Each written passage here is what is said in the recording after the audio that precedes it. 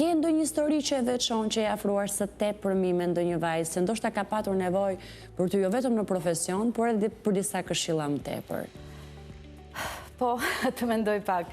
Ishte një infermiere, ne thona motër medicinale, ajo ishte e re dhe ishte 17-18 vjetë dhe ishte shtatzane, mirë po partneri i saj nuk ishte dëshirë që ajo të mban shtatzënsin, edhe nuk ishte i sigurt që donë të rije me të, edhe kjo vajza tha, goca, si thani ju, tha, unë tha, jam infermiere dhe tha, nuk mund kam pa, tha, shumë gra shtatzane dhe lindje, nuk mund të ta abortoj, unë do të mbaj.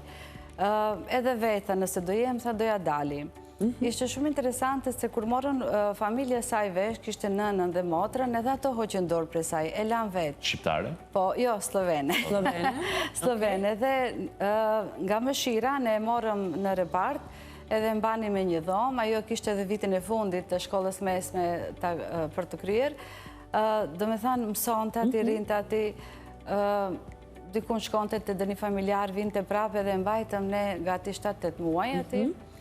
Lindi, në regull, gjithë në regull, në ndodha rasisht, ndodha në spital në Roje, kur lindi ajo, edhe kaluam shumë mirë, po pastaj kur erdhi në vizitën e parë që vinë bas 2 muajsh, mora vesh që ajo emrin e kishte lënë shqiptar të djalit tim.